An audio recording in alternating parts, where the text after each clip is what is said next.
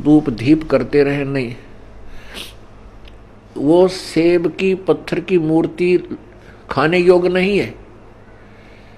वह उस सेब ढूंढना पड़ेगा, वो सेब लेना पड़ेगा। सेब प्राप्त कैसे होगा? उसके लिए पहले मजदूरी करनी होगी। मजदूरी करके 2 पैसे जेब में डालने होंगे, रुपए। उन रुपयों के, उस धन के प्रतिफल में हम उस सेब को खा सकेंगे, उसका आनंद ले सकेंगे। ऐसे ही हम परमात्मा के प्राप्ति रूपी सत्य साधना रूपी मजदूरी करेंगे। इस भक्ति के धन से हम परमात्मा को प्राप्त करेंगे, उस मूर्ति की पूजा करने से नहीं। अब वो बहन चंद्र प्रभा कबीर जी को तो एक साधारण संत भक्त मानती थी, संत मानती थी, गुरु जी मानती थी। और जगन्नाथपुरी में रखी उन बिना बगैर पंजे के हाथों वाली मूर्ति को वो भगवान मानती थी। इसी भ्रम को निवारण करने के लिए प्रभु ने ये लीला की, एक तीर से 2 शिकार किए। उधर से वीर सिंह जी भी उनको परमात्मा नहीं मान पा रहे थे, उनको केवल एक संत और गुरु ही मानते थे। परमात्मा कहते हैं कि गुरु मानुष कर जानते ते नर कहिए अंध, होवे दुखी संसार में आग यम के फंद। कबीर गुरु गोविंद दोनों खड़े, गुरु गोविंद दोनों खड़े, किसके लागू पाए। बलिहारी गुरु आपना, जिन गोविंद दियो मिलाए।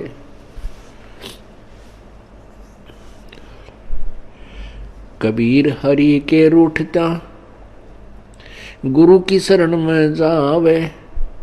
कहें कबीर गुरु रूठ गए, तो हरि ना होत सहाय। पुण्यात्मा, हमने गुरु जी को परमात्मा मानना पड़ेगा। उस समय तो परमात्मा स्वयं आए थे, लेकिन वो भूमिका गुरु की ही कर रहे थे, एक संत की कर रहे थे। और उस समय परमात्मा स्वयं आए हुए थे, तो भी ज्ञानहीन व्यक्ति, श्रद्धालु अनुयायी, तो भी उनको एक सिंपल मैन मानते थे, एक भक्त गुरु संत ही मानते थे। क्योंकि ऐसे सिक्त व्यक्ति जो होते हैं वो ज्ञान के तह तक नहीं पहुंच पाते। कितनी बार समझा लिया प्रभु ने, लेकिन एक वो अक्षर ज्ञान युक्त अज्ञानी संस्कृत भाषा बोल कर और उस भोली आत्माओं को गुमराह कर देता था कि तुम्हारा गुरु तो अशिक्षित है, उसको अक्षर ज्ञान है ही नहीं, वो वेदों और गीता के बारे में जानता ही नहीं, वो तो कोई बकवाद घड़ता है, झूठ बोलता है। तो हम वो अनुयायी जो प्रभु के थे वो विचलित हो जाते थे और वो मान लेते थे उस अज्ञानी अक्षर ज्ञान युक्त प्राणी की इन बातों को कि सचमुच हमारे गुरु जी तो अशिक्षित हैं, इसलिए ये वेदों और गीता को तो नहीं जान सकते। और वेदों और गीता जी के बारे में तो ब्राह्मण लोग ही सही बताते हैं, पुराणों के विषय में यही सही जानते हैं, क्योंकि सभी पुराण, सभी पवित्र सदग्रंथ, पवित्र गीता जी, पवित्र 4 वेद, पवित्र पुराण सभी संस्कृत लैंग्वेज के अंदर लिपिबद्ध है। इस बात का वो नाजायज फायदा उठाएगी। परमात्मा ने इसलिए ये समय सेलेक्ट किया, ये टाइम सेलेक्ट किया कि पिछली पीढ़ी के अंदर शिक्षित होगा सारा समाज, उस समय ये मेरे को पहचान पाएंगे मेरे बच्चे, और इन काल के दूतों को ये धिक्कार देंगे, ठुकरा देंगे, छोड़ देंगे, त्याग देंगे। गुरु मानुष कर जानते ते नर कहिए अंध, ओए दुखी संसार में आगे यम के फंद। पुण्यात्मा, अज्ञान की इतनी गहरी छाप हमारे ऊपर हो चुकी है कि हम परमात्मा की परिभाषा से अपरिचित हैं।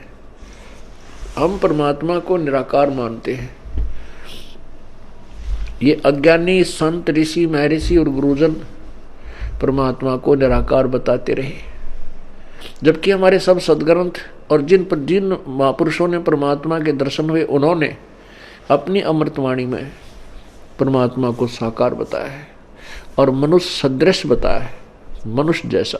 लेकिन उनके शरीर के मटेरियल में और हमारे शरीर के मटेरियल में बहुत अंतर है। परमेश्वर का शरीर तेज पुंज का है, उनके शरीर की शोभा बहुत ही अधिक है। करोड़ सूर्य और करोड़ चंद्रमा की मिली जुली रोशनी भी उनके एक रोमकूप की रोशनी से फीकी है। वो साकार हैं और मनुष्य सदृश हैं। परमात्मा के उस स्वरूप को चरम दृष्टि से नहीं देखा जा सकता, उसको केवल दिव्य दृष्टि से देखा जा सकता है। और परमात्मा जब यहाँ आते हैं, अपने उस अत्यधिक तेजों में शरीर के ऊपर एक हल्का ओवरकोट डालकर अपने शरीर के उस वास्तविक तेज को कुछ छुपा करके यहाँ प्रकट होते हैं, सहशरीर आते हैं और सहशरीर चली जाते हैं। उसमें वे एक संत, भक्त, हंस और एक जनसाधारण की भूमिका करते हैं। परमात्मा पाने के लिए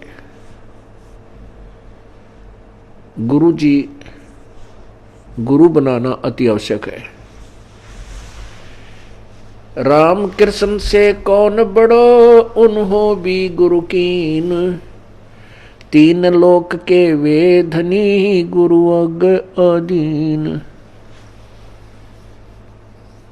राम कृष्ण बढ़ते पुर राजा, तिन गुरु बंद कीन निज काजा।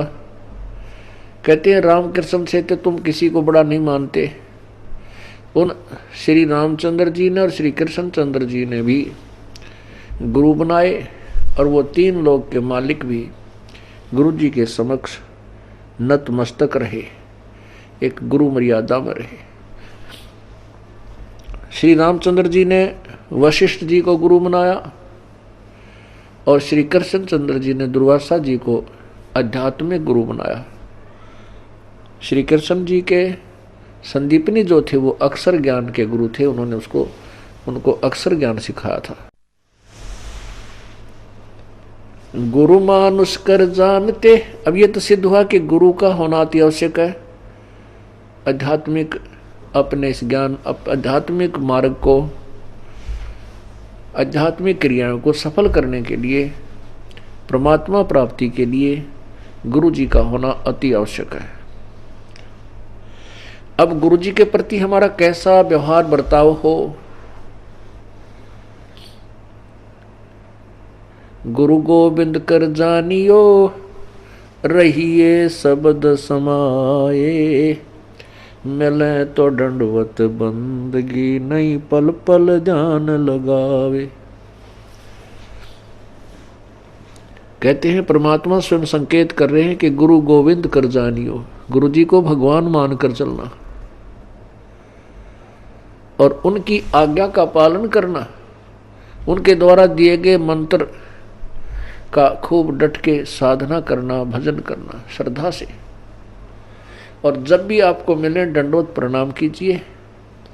यदि आपसे दूर हैं तो पल पल उन्हीं का ध्यान कीजिए।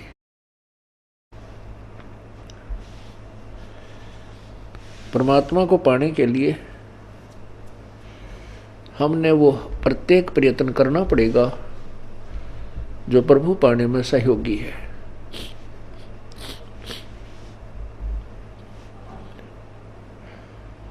जैसे ये दास है, उसमें तो परमात्मा स्वयं आए थे, अब ये दास बेच दिया अपना। ये दास भगवान नहीं है, लेकिन परमात्मा के नियम अनुसार आप जी ने इस दास को भगवान के तुल्य मानना होगा। आपने परमात्मा मानना होगा। फॉर एग्जाम्पल, जैसे एक मैथमेटिक्स का, गणित का एक प्रश्न होता है ऋण का, उसके अंदर मूलधन ज्ञात करना होता है, मूलधन ज्ञात करना होता है, उसमें सपोज करना होता है, उसमें मानना होता है, मान लीजिए मूलधन 100 रुपये। वो जो मूलधन हमने ज्ञात करना होता है वो तो लाखों और करोड़ों में होता है, लेकिन 100 रुपये मूलधन मानकर फिर दर निकाल ली जाती है, उस दर को मल्टीप्लाई करके फिर वो वास्तविक मूलधन निकाला जाता है। जब तक 100 रुपये मूलधन नहीं मानेंगे तब तक वो वास्तविक मूलधन आपको प्राप्त नहीं हो सकता, आपका प्रश्न हल नहीं हो सकता और आपको 0 नंबर मिलेंगे। इसी प्रकार ये भक्ति आध्यात्मिक परमात्मा प्राप्ति रूपी जो प्रश्न है, ये इक्वेशन है, ये क्वेश्चन है, इसको हल करने के लिए, इसको सोल्व करने के लिए आपने इस दास को भगवान मानना पड़ेगा। तब आपकी आध्यात्मिक क्रियाएं सफल होंगी। जैसे आप यहां से जाओगे, आपने परमात्मा देखा नहीं है, आपने इस दास को देखा है, वो परमेश्वर इस दास का रूप धारण करके आपके समक्ष वहां खड़ा होगा। अब जैसा जिसका व्यवहार इस दास के प्रति यहां है वो वैसा ही करेगा। जैसा आपका इस दास के प्रति आपके मन में दोष या श्रद्धा है वो ज्यों की त्यों वहां होगी। जब आपकी वहां एक बार फिर जो है पछोड़ लाओगा परमात्मा, आपके पास भक्ति धन भी है, आपके अंदर गुरु जी के प्रति वह श्रद्धा नहीं है जितनी भगवान के प्रति होनी चाहिए, तो भी आप वहां से रिजेक्टेड हो जाओगे तिरकुटी के ऊपर। पुण्यात्माओं, ये आपको रिहर्सल कराई जा रही है आपसे, और आपने इस रिहर्सल में इस दास को प्रभु मानकर व्यवहार करना है, परमात्मा जानकर हर तरह की क्रिया करनी है, बोलते समय, चालते समय। अंदर में कोई विशेष गुरु जी के विषय में विवेचन करते समय आपने ये जानना पड़ेगा कि जैसे हम भगवान के बारे में सोच रहे हैं, आपने ये विचार करना चाहिए कि हम गुरु जी के बारे में क्या सोच रहे हैं, नहीं, हम भगवान के बारे में सोच रहे हैं। यदि इस दास में कोई दोष देख रहे हो तो आप परमात्मा में दोष देख रहे हो, या तो फिर त्याग जाइए, यहां से चले जाइए। आपको ऐसे गुरु की आवश्यकता नहीं जिसमें आप दोष निकाल रहे हो।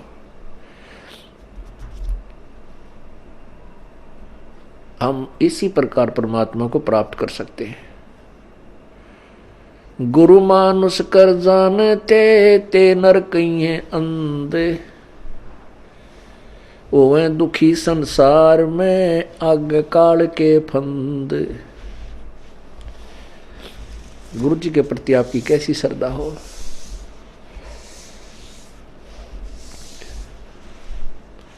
जैसे वो बहन चंद्र प्रभा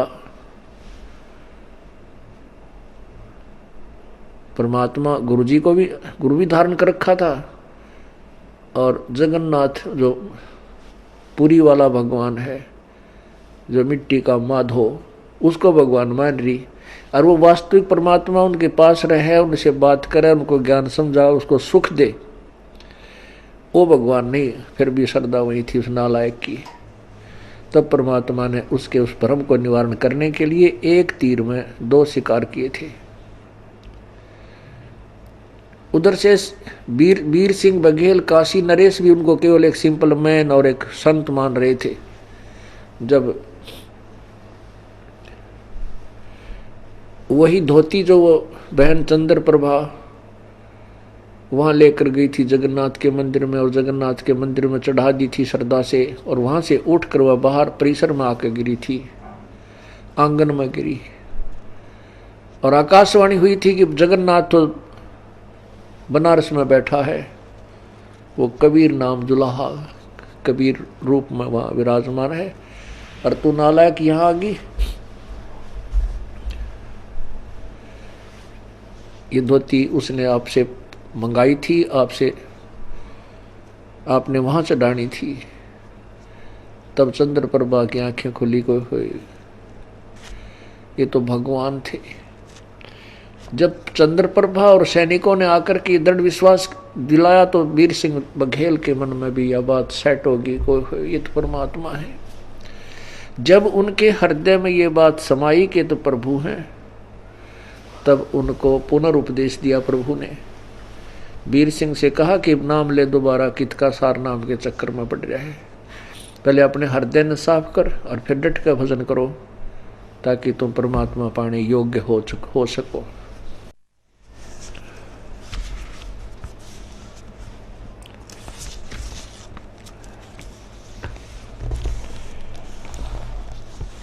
गुरु जी के प्रति,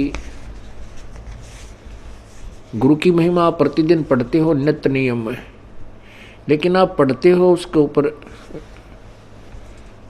विवेचन नहीं करते। आप प्रतिदिन क्या सुनते और पढ़ते हो। कबीर दंडवत गोविंद गुरु बंधु अविजन सोए, पहले बहे प्रणाम तेन नमो जो आगे होए। कबीर दंडवत गोविंद गुरु, गोविंद गुरु माने गुरु भगवान को नमस्कार करूं। दंडवत गोविंद गुरु, गुरु भगवान, गोविंद माने भगवान, गुरु मीन गुरु, गुरु भगवान को दंडवत प्रणाम करूं। और बंधु अविजन सोए, पहले भय प्रणाम ते नमो जो आगे होए। ऐसे महापुरुष गुरुदेव के तुल्य आगे और पीछे जो भी आए हैं, उन संतों को नमस्कार है। गुरु को कीजय दंडवतम, कोटि कोटि प्रणाम, कीट न जाने भृंग को यूं गुरु कर ले आप समान।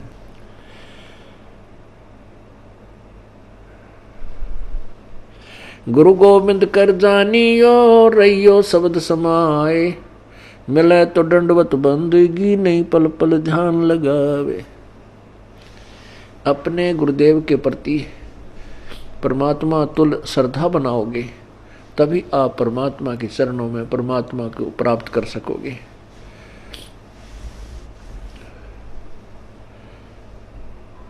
गुरुदेव में कैसे आपकी श्रद्धा बनी वह बताया है कि सामने आए तो दंडवत प्रणाम हो,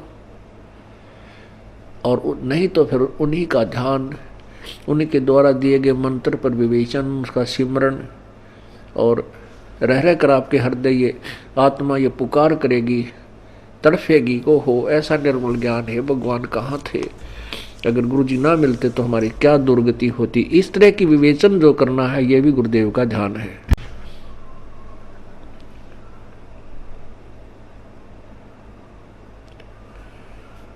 अब क्या विचार करना हमने, सतगुरु के उपदेश का लाया एक विचार, जय सतगुरु मिलते नहीं जाते नरक दुआरे। सतगुरु का अर्थ होता है तत्वदर्शी संत, यथार्थ ज्ञान प्रकाशक। जो सच्चा ज्ञान देने वाला है वो सतगुरु होता है। सतगुरु के उपदेश का लाया एक विचार, जय सतगुरु मिलते नहीं जाते नरक दुआर।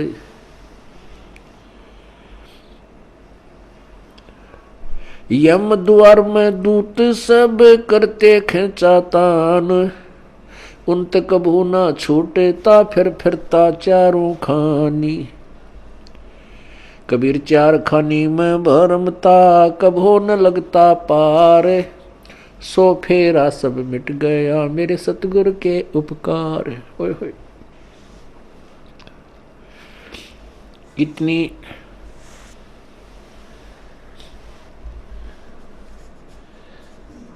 हृदय विदारक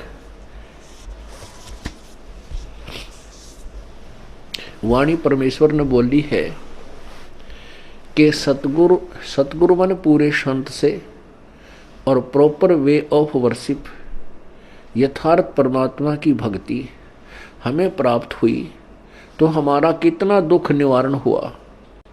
यदि सतगुरु ना मिलते और नकली गुरुओं के साथ हम लगे रहते, लोक वेद के आधार पर भक्ति करते रहते, तो क्या होता कि हम नरक में डाले जाते। वहां पर यम के दूत हमें खूब सताते। कैसे सताते हैं यम के दूत? जैसे किसी को कोड लगा हुआ हो और उसको फिर ये किसी के जख्म हो गए हो, फुंसी हो जाए, उनमें मवाद हो, ये मक्खियां कितना परेशान किया करती हैं। ऐसे यम के दूत नरक के अंदर इन प्राणियों को परेशान करते हैं। इनके शरीर पर ऐसा, उस पाप के कारण ऐसी व्यवस्था बन जाती है सूक्ष्म शरीर पर, और जिसमें यहां से लेकर के यम के दूत चलते हैं भक्तिहीन प्राणी को, और जो भक्ति कर रहा है लेकिन शास्त्र विरुद्ध कर रहा है उस प्राणी को, तो वहां नरक में डालने के लिए झुंड के झुंड को, पूरे समुदाय को लठ मार मार कर ले जाए। जैसे किसी पशु को फाटक में रोकते हैं और वो उसमें जाने से आनाकानी करता है, वापस भागता है, तो उस पशु को लठ मार मार कर और फाटक में बंद कर देते। ऐसे ही यम के दूत लंबे लंबे भाले लेकर, हाथों में गदा लेकर के इनको कूटते हुए और उस नरक के अंदर ठोक देते। ये वापस भागते हैं क्योंकि आगे इतना बुरा हाल, इतना गंदा स्थान, और जो पहले के प्राणी वहां डाल रखे हैं वो बुरी तरह चिल्ला रहे होते हैं। अब उनको देख करके ये वापस भागने की चेष्टा करते हैं और पीछे तो फिर वो यम के दूत कुटे। वहां उनकी जो रिहर्सल होती है वह खेचा ताण, उस खेचा ताण की बिरान मट्टी, वो दुख, और फिर नरक के अंदर कष्ट। उसके बाद क्या होता कि 84 लाख योनियों में कभी कुत्ते बनते, कभी गधे बनते, सुअर बनते, गंदी नाली के कीड़े बनते। वो सब सारा का सारा कष्ट परमेश्वर के इस सत्य नाम से, पूरे संत के ज्ञान से और उनके द्वारा बताई गई भक्ति विधि से सब आप बाईपास निकल गए। न नरक में जाना पड़ेगा, न काल की तपस्या पर आपको जाना पड़ेगा, और न ही 84 लाख योनियों में आपको जाना पड़ेगा। पुण्यात्माओं, आप तो बालक हो, क्योंकि भक्ति मार्ग का ज्ञान कभी हमने सुना नहीं। केवल जैसा भी परंपरागत हमारे जिस भी धर्म में हम जन्मे हैं, उन्हीं लोक वेद को हम अंतिम भक्ति का ज्ञान, आध्यात्मिक ज्ञान मानकर उसी पर आश्रित थे। वो तो कैखा भी नहीं थी भक्ति का, आध्यात्मिक ज्ञान का वो कैखा भी नहीं प्राप्त था हमारे को। अब ये विस्तार से एक पूर्ण इतिहास आपके समक्ष प्रभु दत्त पेश किया जा रहा है। अब जिससे सतगुरु के उपदेश यानी ज्ञान और मंत्र भक्ति से इतना ढेर सारा कष्ट हमारा टल गया हो, तो उस गुरु जी के बारे में क्या बताते हैं? कबीर चार खानी में भरमता, कभो न लगता पार, सो फेरा सब मिट गया सतगुरु के उपकार। 7 समुद्र की मसी करूं, लेखनी करूं बन राय, धरती का कागज करूं, गुरु गुण लिखा न जाए। क्या बताते हैं परमात्मा? अपनी महिमा आप ही सुनाते हैं कि ऐसे परम संत कि क्या महिमा करूं। यदि मैं पूरी पृथ्वी का कागज बनाऊं और 7 समुद्रों की इंक बना लूं, एक पेड़ में, एक वृक्ष की कितनी कलम बन जाएंगी बिना गिनती की। और फिर कहते पूरे समुद्र के, सारे समुद्रों की इंक बना के और धरती के जितना लंबा कागज लेकर जो लिखने लगूं, तो ऐसे सतगुरु की महिमा, उनके गुण का मैं गुणगान नहीं कर सकता, नहीं लिख सकता। वो थोड़ा पड़ जावे, 7 समंदर भी खत्म हो जाए, वो कलम भी घिसने और कागज भी छोटा पड़ जावे, तो अभी पर उस ऐसे संत की महिमा शेष रह जावे।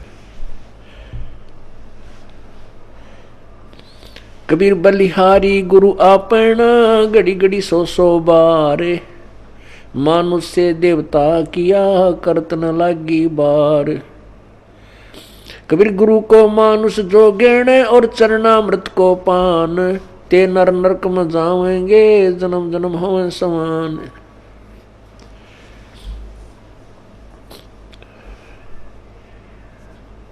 कहते हैं अपने सतगुरु के ऊपर मैं बलिहारी हूं, घड़ी घड़ी 100 बार उनके द्वारा दिए गए ये अनमोल ज्ञान रह रहकर उमंग के साथ याद किया जाता है। और ऐसे संत के प्रति एक विशेष श्रद्धा बनती चली जाती है। बलिहारी गुरु आपना घड़ी घड़ी 100 बार, मानुष से देवता किया करत न लाई वार। हम मनुष्य का शरीर अवश्य रखते थे, लेकिन कर्म मनुष्य के हमारे नहीं थे।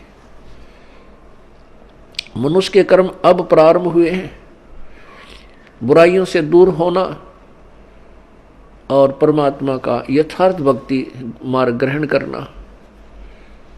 किसी को लूटना नहीं, चोरी नहीं करना, मिलावट नहीं करना, रिश्वत नहीं लेना, किसी की आत्मा नहीं दुखाना, क्योंकि आत्मा हम वैसे नहीं दुखाने से बंद हो सकते, हम मिलावट करने से या रिश्वत लेना वैसे नहीं छोड़ सकते जब तक हमें इसके होने वाले दुष्प्रभाव का ज्ञान ना हो। जैसे विष से हम क्यों डरते हैं? क्योंकि उससे होने वाले दुष्प्रभाव से हम पूर्ण परिचित हैं।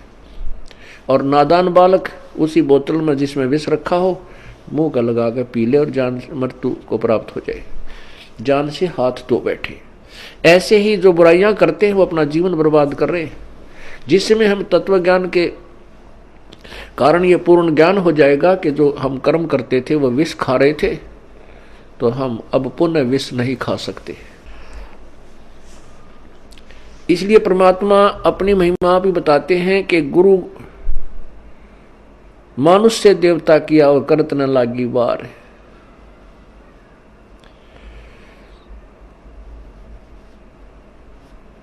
कबीर गुरु को मानुष जो गेणे और चरणामृत को पान, ते नर नरक में जावेंगे जन्म जन्म हमें समान। गुरु मानुष कर जानते ते नर कहिए अंध, ओवे दुखी संसार में आगे यम के फंद। कबीरा ते नर अंध है गुरु को कहते और, हरि के रूठे ठोर है गुरु रूठे नहीं ठोर। कबीरा हरि के रूठते गुरु की शरण में जाए, कह कबीर गुरु रूठ गए तो हर ना होत सहाय। कबीर गुरु से ज्ञान जो लीजिए शीश दीजिए दान, भौतुक भोंदू बह गए ये राख जीव अभिमान। अब क्या बताते हैं परमात्मा? आप ही आकर के अपने पाने की विधि को और गुरु मर्यादा को वह स्वयं बता रहे हैं। ये परमेश्वर कबीर जी का आदेश है और उसी को हम पाने के लिए चले हैं। उनके आज्ञा का हम उल्लंघन करेंगे, उनके वचनों का उल्लंघन करेंगे तो हम प्रभु प्राप्ति नहीं कर सकते। फिर फायदा क्या इस परमात्मा के मार्ग पर लगने का? और ये इतना आसान मार्ग है कि गरीब से गरीब और साहूकार से साहूकार, रंक से रंक और राजा से राजा, कितना ही महाराजा भी क्यों ना हो वो भी प्रभु प्राप्ति कर सकता है। लेकिन उसने अपनी क्रियाओं में परिवर्तन करना होगा और प्रत्येक कदम परमेश्वर के निर्देश अनुसार ही रखना होगा, तब हम परमात्मा पा सकेंगे। अब क्या बताया है कि गुरु गोविंद दोनों खड़े हैं किसके लागू पाए।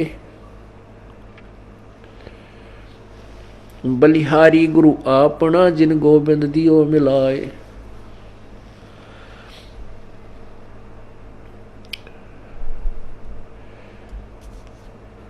कबीर गुरु के रूठ त्या हरि की, कबीर हरि के रूठ त्या गुरु की शरण में जावे, कहे कबीर गुरु रूठ गए तो हर ना होत सहाय। परमात्मा स्वयं ही बता रहे हैं कि एक तरफ गुरुजी खड़े हैं और दूसरे साथ में परमात्मा खड़े हैं, तो किसके हम चरण छुएं किसका विशेष आदर करें, किसकी चाह प्रथम करें, आप ही उत्तर दे रहे हैं कि बलिहारी गुरु आपना जिन गोविंद दियो मिलाए। अब इस उदाहरण को आपको समझाया जाएगा कि जैसे एक मटके में, घड़े में जल है, वो तो समझो भगवान है। एक तरफ हैंडपंप खड़ा है वर्किंग पोजीशन में, चालू हालत में। एक तरफ तो हैंडपंप यानी नल है, एक तरफ एक मटके में, घड़े में जल है। तो उस मटके के जल को तो भगवान समझो और नलके को गुरु जी समझो। तो इन दोनों में से कहते मैं किसके चरण छूं, अर्थात किसको महत्व दूं। आप ही उत्तर देते हैं कि बलिहारी गुरु आपना जिन गोविंद दियो मिलाए। मटके में 10 किलो 20 किलो पानी है, जल है, और उसने कोई वो गिर जाता है, टूट जाता है, खत्म हुआ, या पीने से भी वो समाप्त हो जाता है। यदि हैंडपंप ठीक है, वो खराब नहीं है, तो इसे 1000 मटके भर देगा। कहने का भाव ये है कि यदि आपका राम कब रूठ गया, कबीर हरि जय रूठ जा, कबीर गुरु जय रूठ गया तो हर नहीं होत सहाय। और यदि कबीर हरि जय रूठ जा, गुरु की शरण में जावे,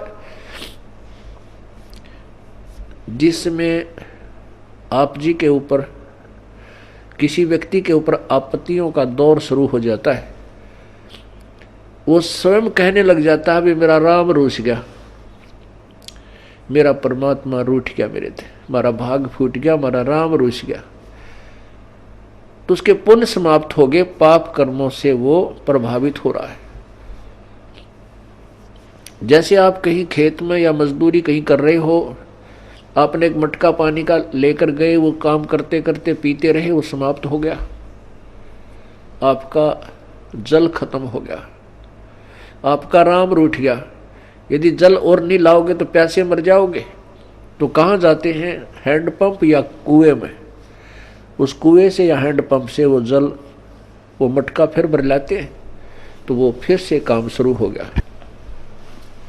पुण्यात्मा जो दुखी प्राणी हैं, उनका राम रूठ गया, उनका राम रूठा हुआ है, उनका भगवान रूठा हुआ है, क्योंकि उनके पुण्य समाप्त हो गए। वो जल थोड़ा बहुत था, वो पी प्या लिया तुमने, खत्म कर दिया। अब कहाँ जाएंगे उस जल को लेने के लिए, हैंडपंप पर। हैंडपंप से आप फिर मटका भर लाइए, मटका भर लाए, फिर जो अभाव, जल के अभाव से जो कष्ट था वो समाप्त हो गया, आपके प्राण बचे। ऐसे ही गुरुजी हैंडपंप है और जल भगवान है।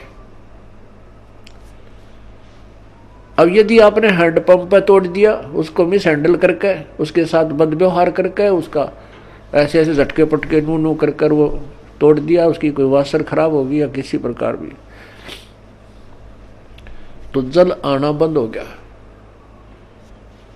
तो फिर वो जल जितना आपके पास आपके पुण्य है वो चलेंगे, तब तक चलेंगे, उसके बाद फिर आपको फिर दुख शुरू हो जाएगा, अर्थात वो जल फिर प्राप्त करना होगा आपका। यदि आपने कहते हैं आपका गुरु रूठ गया, आपका हैंडपंप खराब हो गया, तो जल नहीं, हर नहीं करे सहाय, हर नहीं होत सहाय। वो जल तो रहा नहीं, क्योंकि हैंडपंप उसका स्रोत था। कबीर हरि के रूठते गुरु की शरण में जाए, कहें कबीर गुरु रूठेगे तो हर ना होत सहाय। परमात्मा आगे क्या बता रहे हैं, गुरु से ज्ञान जो लीजिए, शीश दीजिए दान। गुरु जी से आप उपदेश नाम मंत्र ले रहे हो, तो अपना शीश समर्पण कर दीजिए। शीश सौंप देने का तात्पर्य है कि गुरु जी के प्रत्येक आज्ञा का पालन कीजिए। बहुत तक भोंदू बह गए भाई, राख जीव अभिमान। होय होय, बहुत तक भोंदू बह गए, अपने मन में अभिमान बना के गुरु जी के समक्ष तो वो जीव पार नहीं हो सकते।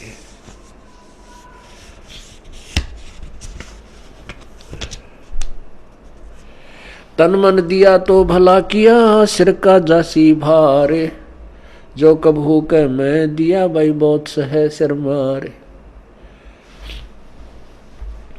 अब जैसे कोई पुण्यात्मा है, कोई सेवा कर रहे हैं, कोई दान कर रहे हैं और कोई भक्ति कर रहे हैं, सुमन करते हैं, देखा भाई अर्श में माला रखता हाथ में, भाई वाह कमाल है। पुण्यात्मा ये वाह शब्द है ना, ये केवल परमात्मा के लिए ही हो सकता है, जीव के लिए नहीं होना चाहिए। जैसे वाहेगुरु, वाहेगुरु का शब्द नानक साहब जी ने परमात्मा के लिए बोला था। वाह का पात्र केवल एक ही है।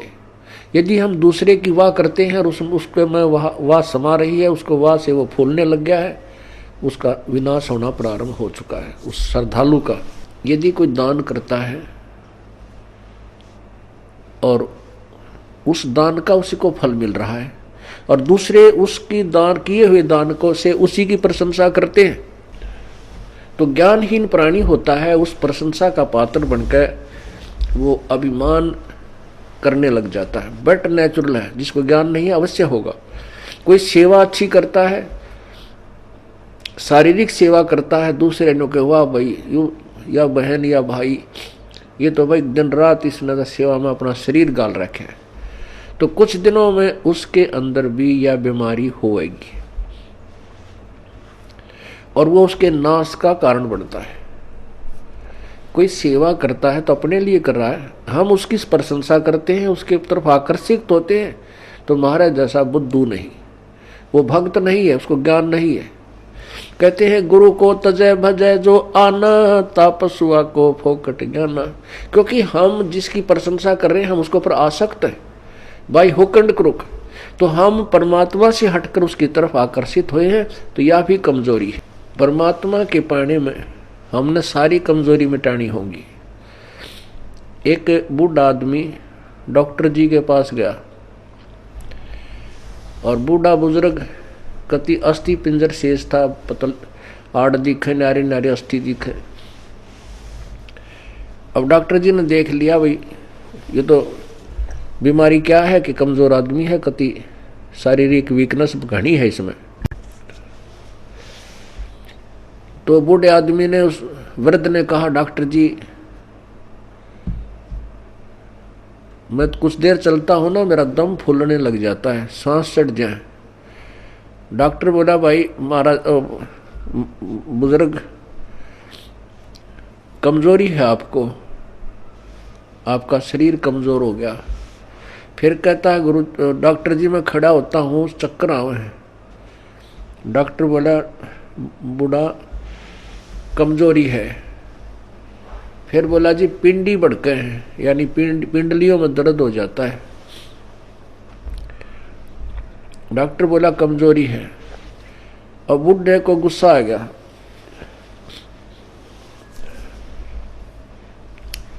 और बूढ़ा बोला तू डॉक्टर है गम चक्कर, एक के बाद जाना है, कमजोरी है कि मैं और भी जाना है, और भी बताओगा। खूब क्रोधित हो गया। वो डॉक्टर बोला बूढ़े या भी कमजोरी है, क्योंकि कमजोर आदमी ने गुस्सा गणाया करे। तो पुण्यात्माओं ये हमारे अंदर जो कमजोरियां हैं ये हमने सारी हटानी पड़ेंगी, तब हम परमात्मा पा सकते हैं। ना तो ठीक है जिस आप कर रहे हो ऐसा फल मिल जाएगा, और आने वाले जन्मों में आप राजा बन सकते हो, देव बन सकते हो, महादेव बन सकते हो, ब्रह्मा विष्णु महेश बन सकते हो, क्योंकि आपके अंदर इतनी कमाई बन जाएगी। और उसके बाद फिर आप गधे बन सकते हो और कुत्ते बन सकते हो। तो हमने या जन्म मरण का दीर्घ रोगी कटवाना पड़ेगा। अब समय आ गया है, उसकी औषधि का जो है खोज होगी है। जैसे पहले टीबी की कोई इलाज नहीं था, इसलिए इसको अक्षय रोग कहते थे। अक्षय माने नाश करने वाला, खत्म कर दे। अब टीबी कोई विशेष रोग नहीं रहा अगर समय पर उपचार करा लिया जाए तो इसी प्रकार अब इस जन्म मृत्यु रूपी अक्षय रोग की अब औषधि प्राप्त होगी हमें। थी तो पहले ही, लेकिन इसकी खोज करने वाला नहीं था। अब परमात्मा ने मेर बख्शिश दास के ऊपर अपनी वो अनमोल जड़ी सरजीवन बूटी दे दी, इस सार नाम रूपी, और वो उससे ये जन्म मरण रूपी दीर्घ रोग आपका कटेगा। तो उस औषधि उपचार में आपने जो परहेज रखने हैं वो आपके नियम हैं, इनका भी पालन आपको आजीवन करना होगा, तभी आप इस रोग से मुक्त हो पाओगे। अब जैसे हम एक दूसरे पर आसक्त होते हैं, जो बड़ा अच्छा पाठ पढ़ता है, इसकी बड़ी अच्छी प्यारी बोली है, अरे पाठ भगवान की वाणी है, परमात्मा ने वाणी लिखी है, और वही वाणी आपको पढ़ कर सुना दे और या कोई गा कर सुना दे, मीठी आवाज में सुना दे, बाकी आवाज में सुना दे, उस पर अमल हो। अब जैसे कोई शराब पिए पड़ा था और दूसरा व्यक्ति जाकर कहने लगा कि भाई तुम्हारा चोरी होगी, वो शराबी कहता है चोरी होगी, अच्छा चोरी होगी, फिर बता क्या हो गया, चोरी हो गया। अब वो कोई कहे, उस शराबी नो कहे तेरी आवाज अच्छी नहीं, कोई गाने वाला आवे उसको बुलाओ, और वो नो कह, क्योंकि वो शराबी ये होगा, फिर दूसरा शराबी कहता है आपका चोरी हो गई, वो चोर भी नो कहे, और जिसका चोरी हो रही वो भी नो कहे चोरी हो गई, अरे नालायक को। फिर वो नो कहता हाँ ये बहुत बढ़िया बोल रहा है, इसकी आवाज बहुत प्यारी है, चोरी हो गई। और उसने नो कहा जाकर सिंपल वे में भाई तुम्हारा घर में चोरी होगी और बहुत नुकसान हो गया है। यदि वो होश में है, शराब नहीं पी रखी, तुरंत कलेजा पकड़ेगा, अक भाई कितना नुकसान हो गया, तुरंत घर को चल पड़ेगा। यदि उसने भांग पी रखी है तो फिर नो कहेगा भाई इसकी आवाज बहुत अच्छी लगी, जो गा कर सुना रहा चोरी हो गई। आप भी क्यों भांग के नशे में, अरे साहब वो मूर्ख जो उसने गा के सुना रहा चोरी हो गई। तो पुण्यात्मा आपको बार बार कहा रहा परमात्मा की वाणी है। क्या बताते हैं भगवान बार बार, इसने गा के कह दे चाहे वैसे कह दे, जो जिनकी भांग का नशा उतर गया वो तुरंत सचेत हो जाएंगे और उस मार्ग पर चल पड़ेंगे। क्या मन तू बस रे चल रे सुख के सागर, जहां शब्द सिंधु रत्नागर। अब चैत इसने नू गा के सुना दे, अर्थे सिंपल वे में कह दे, मन तू चल रे सुख के सागर, जहां शब्द सिंधु रत्नागर। कोट जन्म तेरे भरमत हो गए, कुछ ना हाथ लग्या रे, कुकर सुकर खरबा बोरे कौआ हंस पुकारे। कोटि जन्म तू राजा की ना मिटी न मन की आशा, और भिक्षुकों का धर धर घूमया, ये मिला ना निर्गुण रासा। इंद्र कुबेर ईश की पदवी, ब्रह्मा वर्ण धर्मराया, विष्णुनाथ के लोक को जाके फिर भी उल्टा आया। असंग जन्म तन मरत्या हो गए, जीवित क्यों नाम रह रे, द्वादश मद मैल मठ बोरे बोरना दे धरे रे। दोजक भस्त सभी ते देखे, राजपाट के रसिया, और तीन लोक से तरपत नाई, ये मन भोगी खसिया। सतगुर मिले तो इच्छा मेटे, पदमल पदे समाना, चल हंसा उस लोक पठाऊं जो आद अमर स्थाना। चार मुक्ति जहां चंपी करती माया, होरी दासी, दास गरीब अभय पद पर से मिले राम अविनाशी। अब इस वाणी ने चाहे तो कोई गा के सुना दो, और चाहे भाई इसने वैसे सिंपल वे में कह दे, जब तक हम इस अनमोल वचन को जो प्रभु दत्त है, परमात्मा का दिया हुआ है, इसको हृदय में धार कर इसके अनुसार नहीं करेंगे, तो ना तो इसके गाने तो फायदा, ना इसके वैसे कहने सुनने तो फायदा। इससे लाभ होगा जब हम इसके परमात्मा की वाणी पर अमल करेंगे और तुरंत उसका अनुसरण करके अपना मोक्ष प्राप्त करने का तरीका ढूंढेंगे। तो जैसे हम किसी और पर किसी भी पॉइंट से आसक्त होते हैं तो हम कमजोरी में हैं और हम पार नहीं हो सकते हैं। क्या बताते हैं, गुरु से अधिक ना कोई ठहराई, मोक्ष पंथ नहीं गुरु बिन पाई। राम कृष्ण बढ़ती पुर राजा, तिन गुरु बंद की न निज काजा। गेही भक्ति सतगुरु की करही, आदि नाम निज हृदय धरही। गुरु चरणन में ध्यान लगावे, अंत कपट गुरु से ना लावे। गुरु सेवा में फल सर्वस आवे, गुरु विमुख नर पार न पावे। गुरु सेवा में फल सर्वस आवे, गुरु विमुख नर पार न पावे।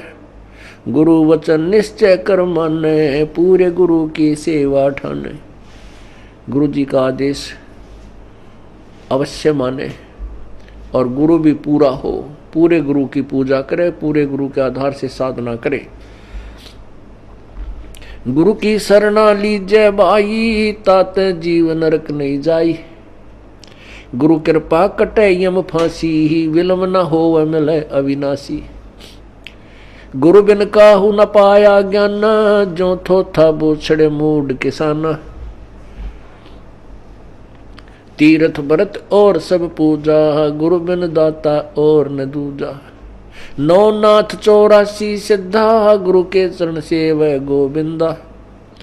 गुरु बिन प्रेत जन्म सब पावे, वर्ष सहस्र गर्भ सुरहावे। गुरु बिन दान पुण्य जो करही, मिथ्या होवे कबू ना फल ही। गुरु बिन भरम न छूटे भाई, कोट उपाय करो चतुराई। गुरु के मिले कटे दुख पापा, जन्म जन्म के मिटे संतापा। गुरु के चरण सदा चित दीजय, जीवन जन्म सफल कर लीजय। गुरु भगता मम आत्म होई, वाके हृदय रहूं समोई। अब भगवान क्या बताते हैं दूसरा तरीका, कि जो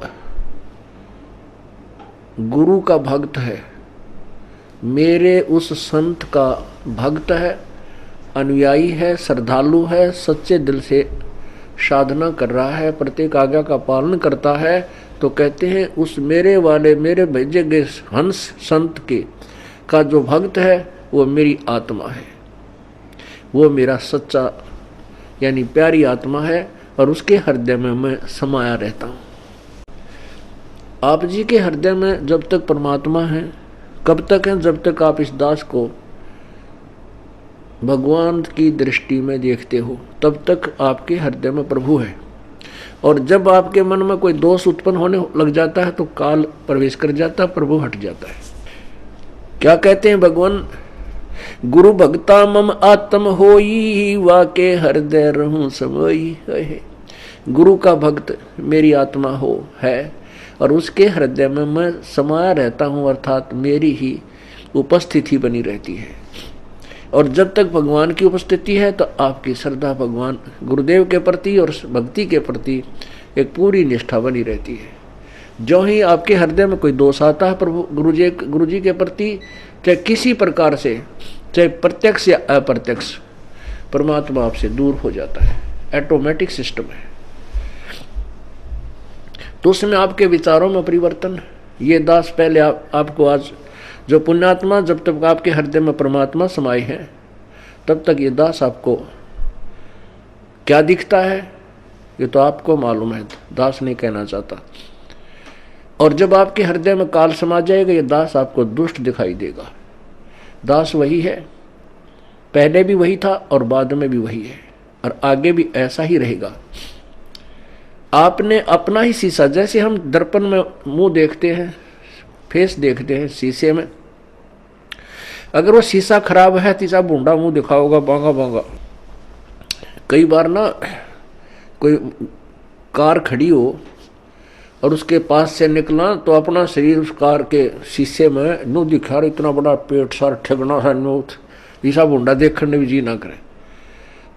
तो ऐसे ही जैसे कोई शीशा खराब है उसमें मुंह देखे सा बूंदा दिखे, को मोटा मोटा कति मर रहा है, टेढ़ा मेढ़ा है, और बढ़िया दर्पण है तो जो का तू दिखाता है। तो पुण्यात्मा, जब तक आपका अंतःकरण हृदय रूपी मिरर बिल्कुल स्वच्छ है, साफ है, तो ये दास आपको कति भगवान दिखाई देगा। जब आपका अंतःकरण किसी दुष्ट ने या आपके अभिमान ने बर्बाद कर दिया तो ये दास आपको बूंदा दिखेगा। जैसे आपका फेस जैसा है वो तो आपका स्पष्ट दर्पण ही दिखा सकता है, यदि दर्पण ही खराब है तो आपके ही चेहरे में कितने दोष दिखा देगा। अब जैसे ये क्रोथा कांड हुआ इसके पीछे बहुत ही भयंकर षड्यंत्र था। उन लोगों की पोल खुल गई जो धर्म की आड़ में दुनिया को भ्रमित किए बैठे थे। उनके ज्ञान की पोल खोल दी और वो कति चौड़ चपट हो गए। अब उनको भय हो गया कि तुम्हारे अनुयायी तुमसे भागेंगे और तुम्हारे पास कोई जवाब नहीं, दुनिया तुम्हें थूकेगी। तो उन्होंने ऐसे झूठ झाट बोल कर राजा और प्रजा को भ्रमित करके इस दास के प्रति ना जाने के तूफान झूठ बोल दिए। तो उन अज्ञानियों के द्वारा फेंके गए गंध से जिनका अंतःकरण रूपी दर्पण खराब हो गया, उनको ये दास बुरा लगने लगा, अनुयायियों को। और जिनके उनके द्वारा फेंके गए गंध का जिसके अंतःकरण रूपी दर्पण पर कोई असर नहीं हुआ, ये दास उनको जो का तो वही दिखाई दे रहा था। तो यहां परमात्मा हमें यही बताना चाहते हैं, गुरु भक्ता मम आत्म होई वाके हृदय रहूं समोई। कि गुरु का जो भक्त है वो मेरी आत्मा है और उसके हृदय में मैं रहूंगा। और यदि किसी भी कारण से आपके हृदय में दोष आ जाता है तो प्रभु वहां से हट जाते हैं। और काल भगवान तो तैयार है, वो तो फिर तुरंत आकर के कुर्सी संभाल लेता।